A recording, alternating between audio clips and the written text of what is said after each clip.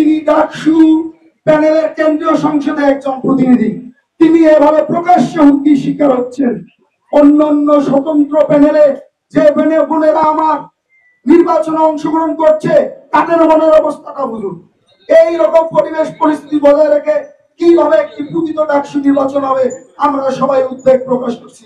সংগ্রামী বন্ধুগণ, আপনাদের অনুরোধ করব, আপনারা আমাদের পক্ষে সবসময় অবস্থান নেবেন। আমরা প্রকৃত সাধারণ শিক্ষার্থীদের সবসময় দাবির পক্ষে আমরা অবস্থান করি।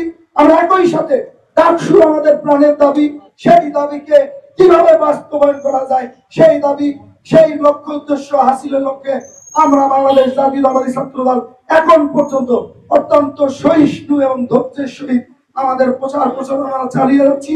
আপনারা যারা মিডিয়া কর্মীরা আছেন, মিডিয়া করার ভাইয়েরা আছেন, আপনারা অত্যন্ত ধৈর্যের সহিত আমাদের এই ফুটেজ কভার করেছেন। আমরা বিশ্বাস করি আপনারা আরো দায়িত্বশীলতার পরিচয় দেবেন। প্রিয় সাংবাদিক ভাইয়েরা, আপনাদের ঐকান্তিক সহযোগিতাই পারে এই ডাকসুকে একটি প্রকৃত ডাকসু নির্বাচনের দিকে ধাবিত হতে। এবং একই সাথে আমি একটি কথা বলতে ভুলে গিয়েছিলাম, এই ডাকসু নির্বাচন উপলক্ষে একজন চিফ রিটার্নিং কর্মকর্তা আছে। আমরা ইতিমধ্যে 7টি অভিযোগ তাকে দায়ের করেছি। তিনি কি দৃশ্যমান পদক্ষেপ নিয়েছেন তিনি এখন পর্যন্ত কোনো ব্যাখ্যা দেননি। এই নির্বাচনের আচরণবিধি বারবার লঙ্ঘন হওয়ার পরও আমরা দৃশ্যমান কোনো পদক্ষেপ দেখতে পাচ্ছি না।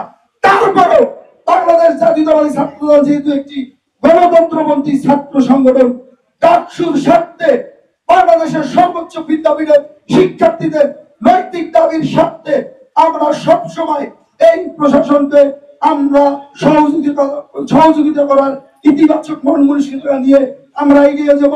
এই প্রত্যাশা ব্যক্ত করে আমি আমার সংক্ষিপ্ত বক্তব্য শেষ করছি।